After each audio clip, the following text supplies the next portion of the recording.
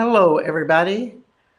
This is Becoming Quantum Conscious, and my name is Bart Sharp, and you are on United Public Radio Network and UFO Paranormal Radio Network at 107.7 and 103.5, broadcasting out of the beautiful city of New Orleans, Louisiana, and we hope that they are not hit by a hurricane, and we have prayers for everybody in the Gulf of Mexico that are out there facing this huge hurricane coming in. Our prayers are out to you. But also, going beyond New Orleans, we also want to let you know that our show is seen on YouTube, Facebook, Roku, and the UPRN Talk Radio website. And so we're all over the world, and we're so glad. And of course, we're going back to France today, which is always exciting, even though I'm in Texas and I'm at my yellow wall room. And I challenge all of you listeners out there to just look at the yellow wall and see if it kind of reminds you of the sun. This is an artistic type of expression to make the yellow turn various colors and shades and stuff. I don't know if it's going to come across, but anyway, I'm happy to be here and happy you're here. And I want to bring on our guest, Patricia Russo. Hi. Hey, Patricia. Hi. Hi, Bart. How are you doing? I'm good. I'm just feeling so honored to be here and to be invited. And I was telling you as we were getting started that I think this is my very first invitation to do live radio, and that it's interesting because it feels different. And I love it. I love the feeling. It does. I mean, to me, it's live radio is there's an excitement about it, and you're about to jump off and into this cliff, so to speak, to be totally spot on, and you don't get to see the faces that are listening to you all across the world, but they're out there. It's such a strange sensation, in my opinion, because I speak in front of people all the time that are actually in front of me, and it's a totally different energy. Yeah. But I love the idea of being in listeners' ears, because I'm a girl that walks in Paris pretty often with a podcast in my ear or a book in my ear. I think this is actually how I listened to Kathleen McGowan's The Book of Love for many, many, many walks, because that book was a big one. But yeah, I love the idea of being audio, like an audio version versus a visual version, because I feel like people can really receive you more fully without the distraction. I so agree. And of course, if any of you want to listen to a recording, or you have friends that want to listen to them, just send them to my YouTube channel, and Bart Sharp 1. Become a subscriber. I would love it if you did.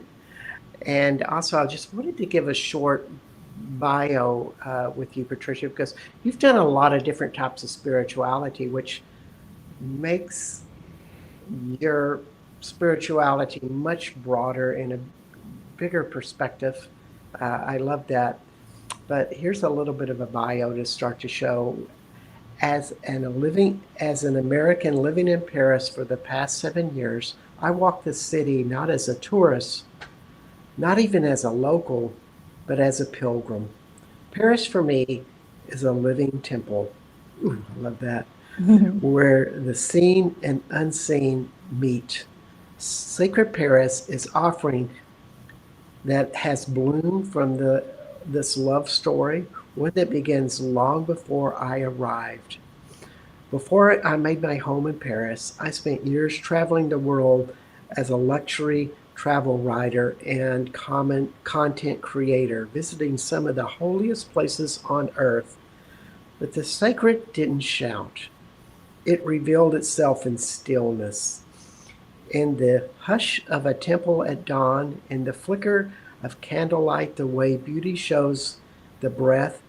I came searching, yes, but more often, the sacred found me. It met me when I was quiet enough to notice. It guided me not with answers, but with presence. with signs, with silence, with awe. And over time, I learned the sacred isn't something you chase, it's something you receive. It's so beautifully written. Mm. Yeah, I love reading your stuff because you're such an eloquent writer, uh, almost as if you know you know exactly what you want to say. And that's one of the hardest things to do. You have a feeling of what you want to say, or you have an image. Putting it onto the words is a different story. So Yeah, thank you for it's sharing that. yeah. It's always nice to hear my word, like the words back. So yeah, thank you for starting here. And it's important, I think, for everyone to know that if I were to answer the question of who am I, being a writer and a poet is probably kind of at the top of the list. Mhm. I feel really comfortable in those roles, and and it kind of informs the lens by which I see the world. Because I think the way that a writer has an experience, and certainly I know this to be true, the way that a poet experiences something is very different than maybe the average person. And I've had to, over the 54 years that I've been in this body, kind of put a little bit of a governor on myself. And this has been part of the new experience of experiencing the sacred, and certainly guiding people on a journey who want to experience the sacred with me. It's about trying not to have expectations of what you're going to have so that you can write the story or write the poem, but rather be in the poem first and then write about it after, or be in the story first and write about it after. That's a special form of listening for sure. Exactly. Exactly. And so you've been, all around the world doing spiritual work, either as a professional and as a tourist and seeker. And you come to Paris and you're saying, this is home. I mean, I am a pilgrim here, which I think is a wonderful description, because when you're a pilgrim, you're in this place of transition to grow, to become, and you don't have all the answers. So you're seeking beyond that. And what have you learned in Paris from that point of view? Yeah, I mean, this is a big question, because another thing that I would love for everyone to know about me, and that most people who know me know this, is that I'm a forever student. And so this is one aspect of Mary Magdalene that kind of speaks to me, is that I feel like she was a forever student and a beloved, student. That's a really big question, Bart, with like lots of layers. First, I want to just address this idea of being a pilgrim, because it's in the ethos of what I do. It's also it's in the ethos of what I do with Sacred Paris, because it's such a big part of who I am. And I think I love the word pilgrim, because pilgrim means seeker, but it has some connotations to mean that we're seeking a certain thing. And oftentimes what we're seeking as pilgrims is something deeper. It's something deeper. It's a quantum consciousness. It's like something energetic, something that's felt, something that's devotional, something that's bigger than us. And so it's a very distinct kind of way of being. And the first part of the ethos of Sacred Paris is this idea that pilgrimage is a practice, that there's actually the practice of walking as a pilgrim. And this is the invitation. When people come into my space, this is really the invitation. Do you want to walk as a pilgrim? Are you a seeker seeking something deeper or something bigger than yourself? And so because I live this way, and because I came to Paris this way, and I'm 54, I've been in Paris slowly and more steadily now for the last 8 years, I didn't even know that I was arriving in Paris as a pilgrim, because it was such an innate part of who I am and how I explore the world. But I arrived first, as you shared, as a travel writer. And even in that travel writing, I was, going on press trips and I was on assignment working for a publication and very specifically, assigned to write about certain things. And in that experience, what was happening to me was that I was feeling more drawn to the sacred in the places that I was visiting, sometimes and often, rather than the thing that I was supposed to be covering or sharing about, like food or the tourist things. And so just naturally following my own kind of innate nature of being a pilgrim and feeling drawn to the sacred and to sacred places, it has become, and this word I think is used a lot in our community, it became a remembering. It became a way of me to remember a part of myself that felt very true. And so for, I would say, most of the 40s, of the decade of my 40s was spent really, and at the end of that was COVID that kind of helped with this real stillness that came upon all of us. Was this really like this permission to slow down, and this permission to get still, and this permission to open your eyes a little bit wider and your ears a little bit wider, and to like really notice. And so I came to Paris, with that, and I have always been in Paris that way. Mm-hmm. And I've always, because I've been walking that way for so long, I feel like I don't do it the way that everybody does. I feel like it's a smaller percentage of us that looks at, let's say, for example, Paris through this lens. And I'm learning actually now, in some really beautiful ways, that's to my benefit when you create a project like Sacred Paris, where you set it upon yourself to be a steward of a project like this, where you have a lens that is unusual. You're an expat looking at the city in a different way than most of its inhabitants. That serves you well, because the invitation is for others to come and join you on that path and to see the city as a pilgrim. So I notice the sacred in Paris as a pilgrim, and I have since I first landed in Paris, very easily, and it's become part of what I love about being there. So I think that's, I kind of went in a lot of different places, but your question is a really big one, and it is. Yeah, it was a big one, but I think it's a great start, and there are many places we can go from there. Yeah, I was just thinking about, I recently went to Aix-en-Provence. Of course, that would be in the Provence region in the south, and people call it the Paris of the South. A lot of people travel on train to get away from Paris, to live in this small Paris-like town. Mm-hmm. And when you walk around this town, there's statues of Mary Magdalene, and these little, almost, I want to say bookcases, but they're not. They're more like these little shrines that are stuck in a wall with a glass covering them, and it'll be a statue of Mary. And we see this all throughout France, and I'm sure much of that is in Paris. We're reminded constantly that the Madonna, in whatever form she is always there. She's always remembered. Mm-hmm. Yeah, I mean, what you will see, and I don't know the French word or even the spiritual or religious word for those little alcoves, but they're also, you can find them in Paris too, where you'll be walking down an old street and you'll see a little, or you'll take a little passage, and you'll see at the end of the passage, there's one that I'm thinking of right now that's near Saint Paul Church, where I go every week to light candles in the Marais.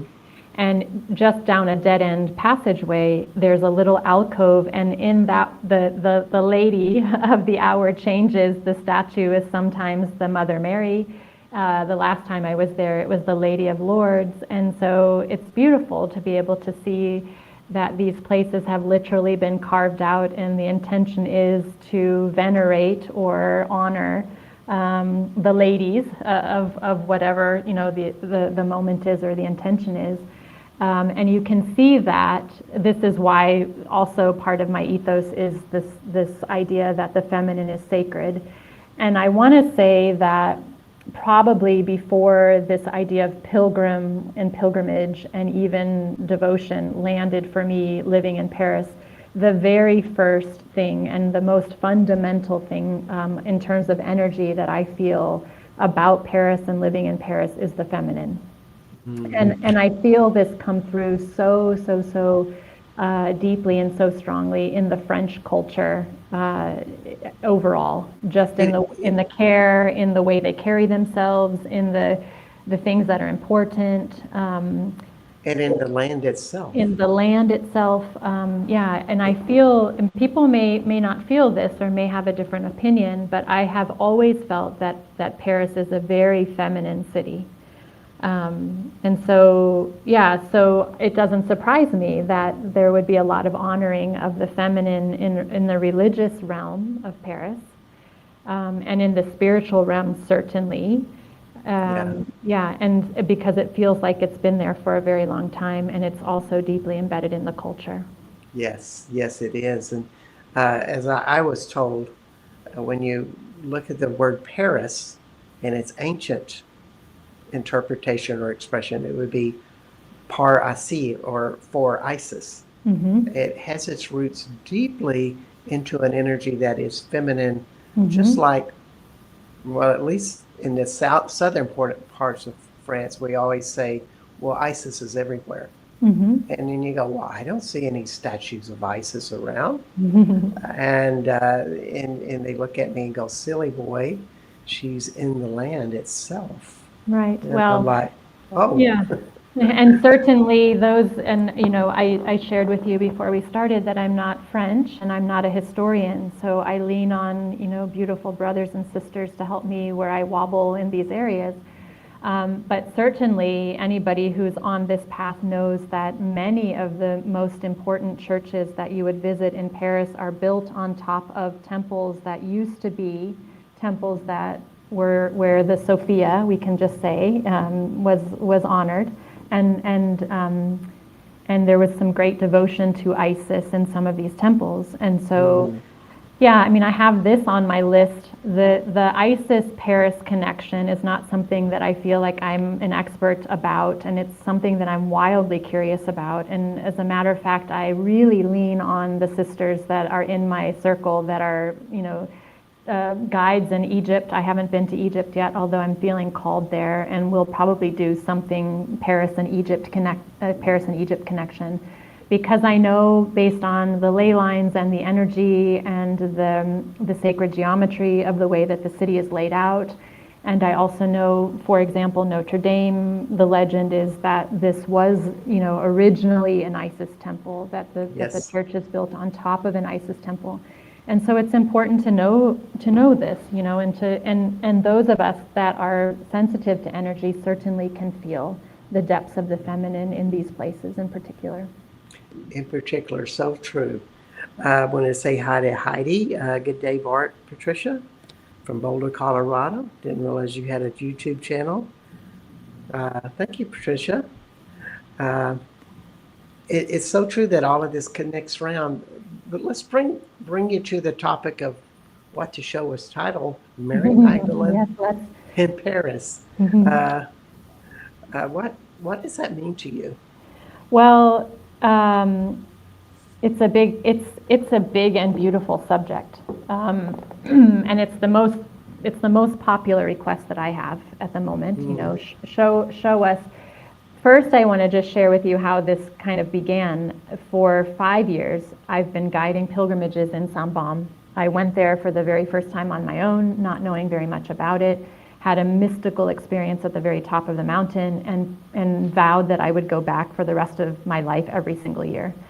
And then slowly each year, people said, "Oh, I want to go with you," as they heard my story. And so now it's a full-on 1 month, 4 weeks of pilgrimages, and I love it. And what started to happen was most of the people that joined me come from the US, they would start and stop in Paris.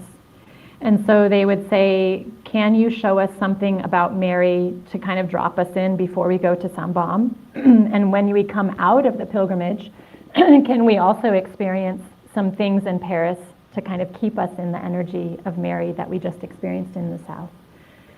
Excuse me.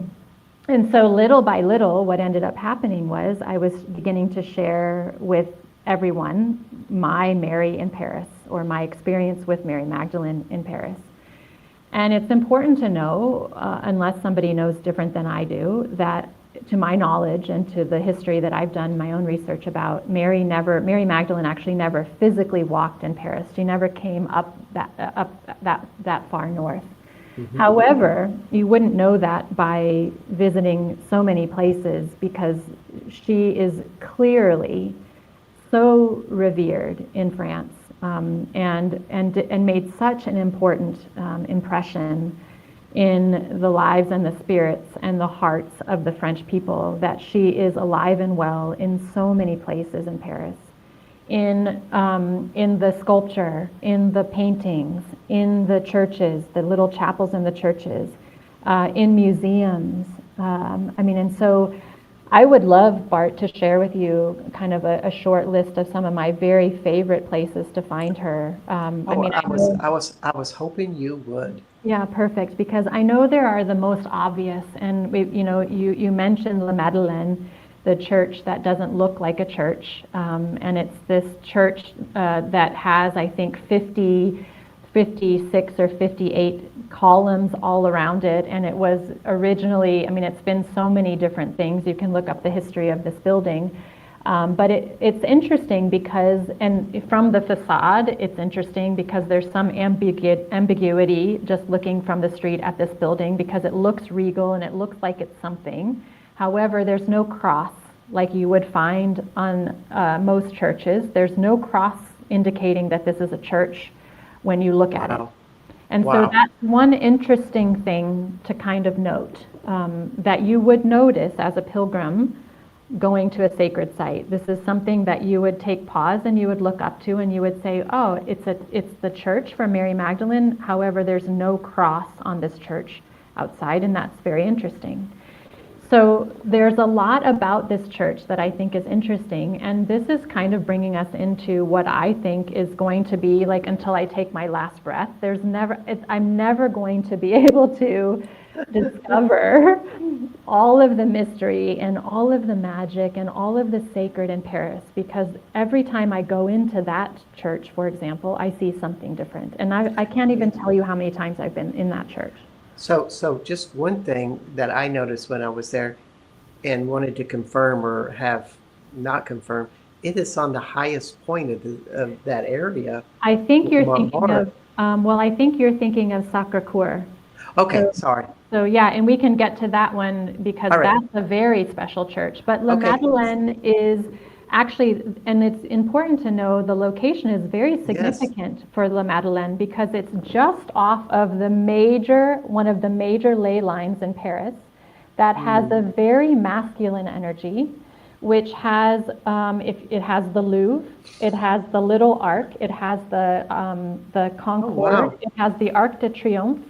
And so it's very much, and it's just off to the left, I think, when you're looking at the Louvre, it's just off to the left of this very masculine ley line. And so when I guide, I do a walking water ritual tour, which is 5 places that are connected to the energy of Mary Magdalene, and we begin at La Madeleine.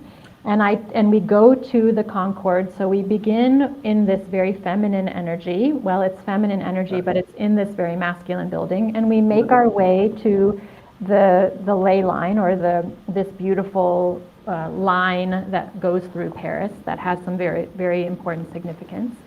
And there's some legend and there's some feeling that this building was very much on purpose placed here to balance the energies. It's not there by accident. And so the placement of La Madeleine being near Concorde is interesting, but it's not in Montmartre. So we can get to that. Okay. No, I'm glad you clarified that. Because I do not know the churches of Paris. I've only been in. Well, there are 200, Bart. So it's. I think there are almost 200 churches, and strangely, magically. I'm so glad, Heidi, that you because the ley lines are I'm so curious about ley lines, and it's not my expertise, but I love standing on them. I love feeling into them. I love learning more about them. I love talking to people who know more about them than I do. I love looking from an aerial view at the way that Paris was designed and thinking about these ley lines and these energy points and energy centers, and with what happened in these places. Like it's a fascination for me, and it's not my expertise, but I know enough to guide us through these experiences that I guide us through.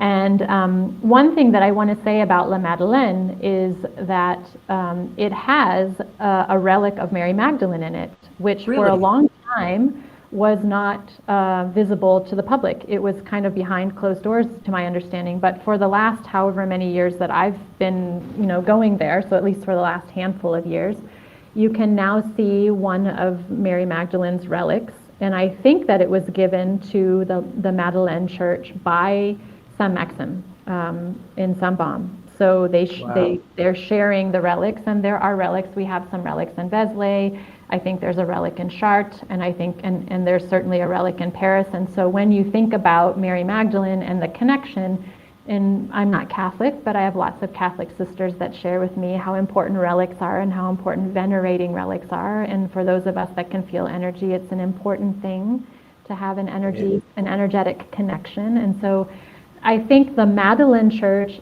it's the most popular, and it is the place where she is fully honored. There's an incredible statue on the main altar where she's being lifted by angels up into heaven. Every single thing in that church is about Mary Magdalene, and so it's very rare in other places in the world, and certainly in not so rare in France. I think because of the more that I learn, the more I realize how beloved she is. But it is the starting place, I think, and certainly the main Mary Magdalene site in Paris. I wonder if it also is connected to the Magdalene line that runs from Pescardu through Paris, through Dunkirk. I'm not for sure, but Annie Williams did a show on this. I was just going to say, that's a Annie Williams question, for sure. Bless her heart, we wish Annie the best. Yeah. And she always was saying on the show, I was sad to say I recorded a show with her this summer, and then it was mysteriously deleted before it aired. Oh, no. It's missed. The whole prosperity of it was missed. However, she kept saying that so many of these places, particularly this is more in Spain, but also reading over to southern France, were old ISIS sites, and they did not make them into Mother Mary sites. They made them into Mary Magdalene sites. Yeah. And just what maybe it goes along that line, and we really don't know, but we can entertain the thought. I love that idea. I had Annie on my podcast, on my Sacred Paris podcast, talking about her book, and I think she's working on a new book that's going to be all about Paris. This was what she shared with me. So I love that she's going to be our expert. She certainly will be my expert on all the lines and connecting the dots. Indeed. Yeah. So for sure, La Madeleine is, the most prominent place, and certainly the place where most pilgrims who are looking for Mary go. I think what's so beautiful, though, is the fact that I've been in Paris for 8 years, and I'm still finding myself in churches off the beaten path where I didn't even know that a Mary chapel or statue was, and so she is everywhere, and there are hidden mysteries. And I think it's also kind of part of, maybe as Phil Cousineau would say, the magic of the path is that you get things, you get the magic of the path as that things are uncovered as you walk it. And so there's something beautiful about not having an exact list that you can check off. And I certainly love that I'm constantly getting new information. If there's anything about any Parisian city, or when I think of all the small towns in Southwest France, there's a church in every small town. It might only have a population of 20 people, but they have a church. So if you imagine Paris, every community. Well, there are 19 neighborhoods, There are 19 neighborhoods, and I want to say just in my neighborhood in the Marais, in the center, which is also interesting, this is maybe for the next conversation, but the Knights Templar, the headquarters in the 12th century, the Knights Templar headquarters were in the neighborhood that I live in. And so when you think about it, there certainly is at least one church in every neighborhood. And in my neighborhood, there are, I don't know, in the Marais, I can't even tell you how many, churches there are. Yeah. It's a local thing. It's people would go daily to these churches in their heyday, and that went up to, I don't know when they stopped, but of course, it's not the case that it is now. Maybe that's true in Paris, but there's so many of them. It's the point. And we are at midpoint of the show, but I wanted everybody to know, this is Patricia Russo. Her website is sacredparis.com. She does tours in Paris and also in southern France and other areas of France. You are listening to Becoming Quantum Conscious. My name is Bart Sharp, and this is the United Public Radio Network and UFO Paranormal Radio Network at 107.7 and 103.5 out of New Orleans, Louisiana. So Patricia is available not only on sacredparis.com, but sacredparis.substack.com, where she has a lot of great articles on Substack. You can become part of her community, as she is, I think you're the only tour guide that I know that does intense spiritual tours. And we have so many other interpretations of what we think in Paris is, but historically the heart and soul of the city is the church. Right. I mean, well, Bart, I love this because I was shocked actually when bringing this project of Sacred Paris forward became really clear to me at the end of last year, and I literally got just came clear from I like to call it upper management, whatever you want to call upper management for you, but I got this clear message to bring Sacred Paris forward and to be the steward of this project. I began to do some market research because essentially what it has been is just sharing my Paris with everyone. It's not very different than how I've been there. I was actually shocked to learn that Sacred Paris is the first and only official. I mean, I've created a French company. It was important to me that it be a French company so that it's my way of giving back. Giving back to the city that I love so much, but also paying taxes into the city and hiring the locals that I want to partner with and being a good steward and a good resident of the city. It's been important to me. And I was surprised to learn that I think, according to my research, that Sacred Paris is the first and only spiritual tourism, sacred tourism agency in the city. And wow. In that research, I also learned that the spiritual tourism realm, you and I have been at it for a long time, because when we look at the spiritual tourism realm or niche, it's really, began probably during, in the times when, with yoga retreats or wellness retreats. It's really how it probably began maybe a decade ago. And last year, in 2024, it was a $54 billion industry. And this tells us, gracious. This tells us something. It's really important to know that the way that we travel and the way that we explore, the way that we move in the world is shifting. And I really feel like we're shifting towards wanting to be in places more deeply, more slowly, more intentionally.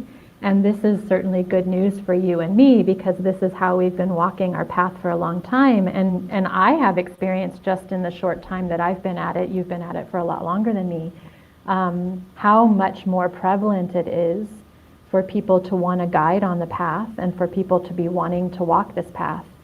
So I'm thrilled. I think it's a beautiful honor to be an expat bringing a project like this forward. It's a bridge to bridge, cultures. Yeah. And I feel really honored to be stewarding this project and to have anybody want me to show them, the sacred in Paris.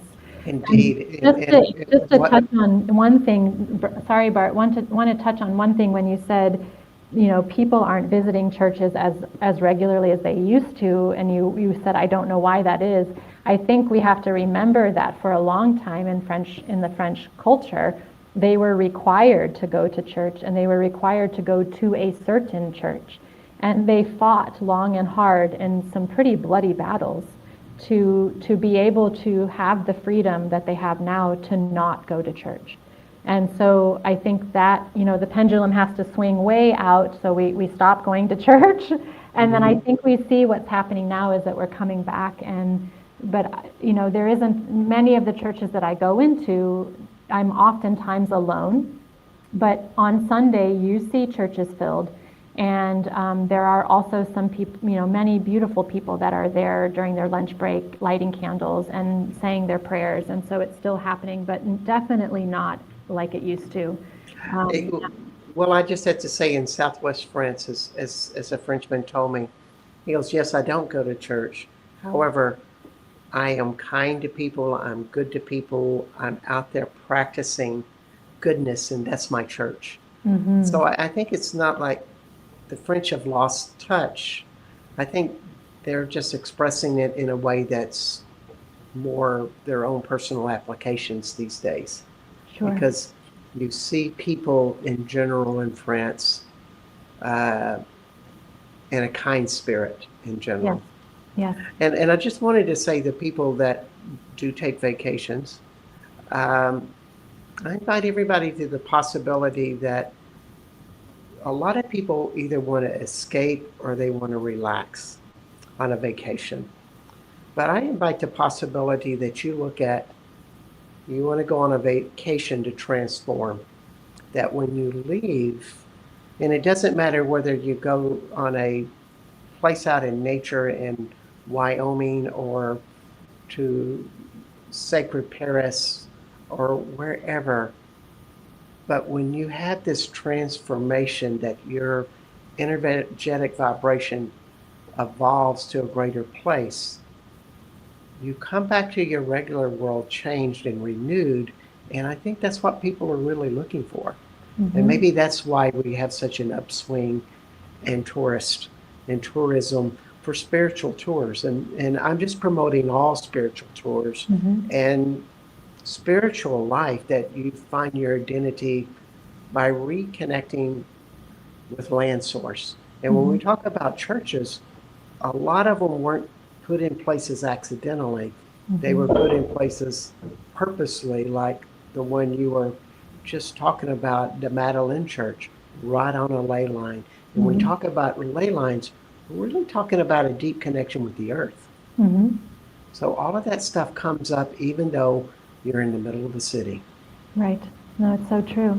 Well, there's so much history. One of the things that I think you and I probably love the most about being in France is that it's the minute you step foot on this land, you can feel the vibration of the history, the layers of history that have happened there. In Paris, speaking of transformation, oftentimes people will visit Paris and they'll leave and they'll say, gosh, I don't know what it was about that place, but it just like, and it is sort of ineffable, it's like, and that's what it is. That's what the sacred is, and that's what the potential for transformation is that a place moves you so deeply that you can't even put the words to it. And what's moving you is the layers of history and what's happened there, and the tending that the culture does to preserving the energy of these sacred places. I mean, it's painstaking, the effort that happens in France to keep the patrimony, to keep the sacred sites so beautiful. And I don't think we see that in the U.S. in the way in which we do in France, and certainly not in Paris. It's one of the things that I love the most. It's so true with that there is a reverence wherever you go to the churches. Even if some of them are now more almost like recreational centers where you can meet and you can sing. Priests do not come to them anymore because there's just not enough money to pay them, but they're still revered with this. So going back to the churches, Okay. can you share a little bit more about some of your favorites? Yeah, I would love to But just you have also. something on your mind right I would now. love to note that, I mean, just because it's important to note that I want to list, 3 or 4 places that are not churches where you can find Mary, because I think No. it's easy to say, okay, I could give you a list of churches and they're really remarkable, and many of them are probably known. However, it might come to a surprise to your listeners and to the viewers that will watch the recording that the Gustave Moreau Museum is probably one of my favorite places to find Mary, because he was he was a symbolist, and he was a painter, and he was absolutely enamored by the feminine. He was in devotion to the feminine and revered the feminine in such a way that every single painting that he ever did of Salome, of the Mother Mary, and certainly of Mary Magdalene is her at the cross, her as the beloved, her as the one in waiting. And it's a small museum that's off the beaten path that you may not know to look for Mary Magdalene in. And so I want to just give you that nugget because it's well worth the way. You got me curious. Yeah, there is an incredible wooden statue of Mary Magdalene in one of the lower levels of the Louvre, which you have to find. I brought a small group of girls there the last time we went to find her. The gate was closed, the guard was late, and so there's always some mystery, and it always is a little bit of extra effort when it comes to Mary, and that makes it more exciting. And so you have to search for her, but there's an incredible old wooden statue of Mary Magdalene in the lower level of the Louvre, and so many other things of Mary, but there's an incredible wooden statue. And also in the Cluny Museum, there are 2 really remarkable, I think I want to say, but don't hold me to it, they're Dutch, but they're wooden statues carved and so beautifully preserved that it looks like they were just finished. 2 incredible statues of Mary Magdalene in the Cluny Museum, and the Cluny Museum has some of the most incredible medieval jewelry, holy relics. There's some Pope's rings in there, some incredible crucifixion art, and some just incredible traveling altars and Bibles, and just filled with all kinds of treasures. But the 2 Mary Magdalene statues that are in there, and they're just tiny, but they're mighty. And while you're in the Cluny Museum, to find the hidden chapel that's in there is quite spectacular with regard to energy. And this is something, people go through that museum, and then I tell them, oh, did you find the hidden chapel? And they say, what? I didn't even know there was a hidden chapel in there. So that's also important. One of my favorite places the favorite church where I like, aside from Saint-Sulpice, which has been written about a lot, Dan Brown has made Saint-Sulpice so popular. Oh, yes. With the line for winter solstice. There's a Pieta in there that's incredible, and the Saint-Sulpice is for sure a place to go find Mary. But my favorite church where you can find 4 examples or 4 beautiful energy points with Mary Magdalene is the Saint-Germain-l'Auxerrois church, which is it's the King's Church, which is right next to the Louvre. And Okay. I'm butchering the French, but we can maybe put it in the show notes, or you can ask me after where was that church that you mentioned. There are 4 incredible energy places within this church. It's an incredibly old church, and it has an incredible energy and history to it. First, it has, next to the Guadalupe Chapel, a tiny little chapel that is dedicated to Mary Magdalene. And there's always a lot of hoopla, a lot of chairs and a lot of altars and candles by the Guadalupe Chapel, and then right next to it there's nothing for Mary Magdalene. And so I always pull a couple chairs over and put the chairs in front of that chapel, and it sort of feels like symbolic of the one waiting or the only one left, because it's an energy that invites you to be the one the one still standing there, the one that's waiting, the one that never left. So you have that.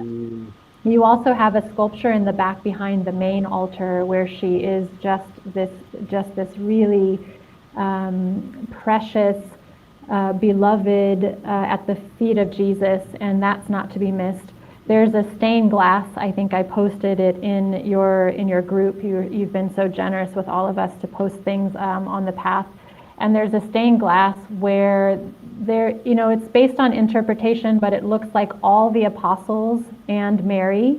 And so that's there. And then there's a remarkable painting that's in there with an incredible version of Mary Magdalene. And we talked a little bit about the archetypes and how she's represented. And so depending on whose version of Mary Magdalene you're witnessing, whether it's in painting or sculpture or even in a chapel in a certain church, you get to see who the artist thought she was. And in this painting, in this church, it brings me to tears every time I go because she is just remarkable. And it's also a great conversation piece when you stand at the foot of this painting, and the painting is the size of the church. I mean, it's a huge painting. But there are two women, and it's interesting to just have a conversation about which one is Mary or which Mary is Mary, because the story of Mary and all the Marys, it's a great conversation to have, and none of us will know exactly unless we ask the artist. But that church is probably one of my favorites. And then there's a second church that I want to mention before the show finishes, and that's a church that's in the Marais, and it's I think it's called Saint Denis Saint Sacrament, and it has a Delacroix painting in it, and the name of the painting is Jesus in the Desert, and it's just in its own little altar or little chapel space, and the painting is huge, and it's this gorgeous painting, and the way that Mary is depicted in this painting of Jesus in the desert is so spectacular. And again, I bring a chair and I sit there, and the last time I sat there, something really mystical happened. I thought it was a moth, just flew into the chapel, and it fluttered around, and I was kind of annoyed at first. I thought, oh, what's the moth doing in here? And then it came and it landed on me, and I realized that it was a butterfly. And it was just such a moment of presence. Like when a butterfly lands on you, it brings you so present into kind of the second, the moment, the silence, the stillness.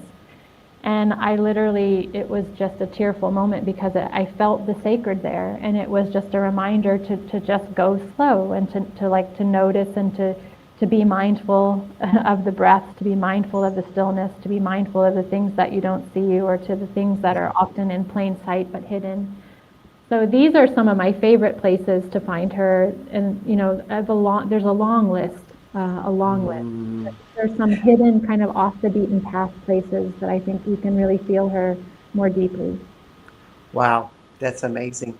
When we think about these old churches and we think, well, it's the ancient energy that comes forth, but it's also the people that come every day and they open their hearts and their souls in these places to be renewed, to be open, to find answers, many reasons to come, but they also make it alive.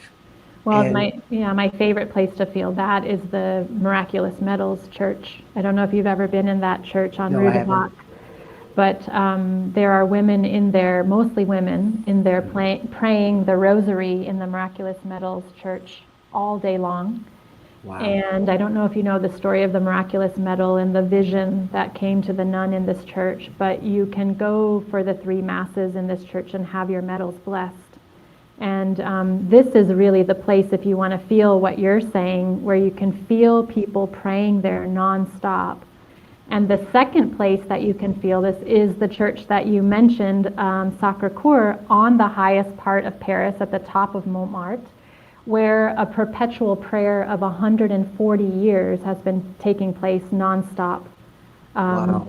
And every month in Paris, I guide a night at Sacré-Cœur. It's the most sacred experience that you can have in Paris, where you can actually spend the night and take your turn holding the prayer of this prayer chain that has not stopped for 140 years. Through wars, through conflict, the prayer has continued. And you are absolutely right, and this is what I love the most, is that you can feel the depth of prayer in Paris that's happening constantly. Whether you're alone in a church that's not happening in the moment, you can feel the prayers that, I mean, you've got also all the plaques of remembering. You've got the candles that are flickering all the time of people who've wandered in and lit a candle for someone. It's a constant lit flame and a constant lit energy. You can feel it. It's pulsing through the city. It's undeniable. It is, and it's been that way for so long. We do not know how old Paris is, but it's been a holy shrine as long as people remember. Right there. No, when I went to that church, I was sitting there, and I knew it was very special, but I had no knowledge of all of this information. It makes me want to go back. I try to make it to Paris every couple of years. Well, I'd love to meet you in person the next time you're there. That'd be wonderful. Yeah, so we're coming up to 2026, and can you share a little bit about what's going on? We want to say hey to Phyllis. Thanks for chiming in. What's up for you in 2026, and new plans, new projects? Yeah, new tours? Sacred Paris is full on. It's fully launched, and I'm grateful to have an angel investor who is supporting me in launching it.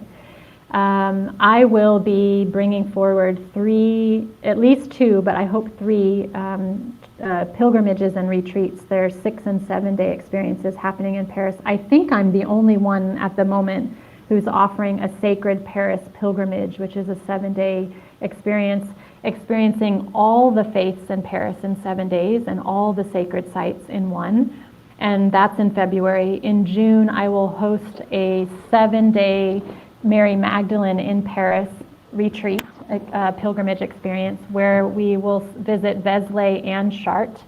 So if you are somebody who kind of comes in and out of Paris and has, feels like they haven't spent the time that they've wanted to spend solidly in Paris, this is the 7-day experience to get, to have the full spectrum of Mary through all these threads, plus visiting Vézelay and Chartres. That will happen in June.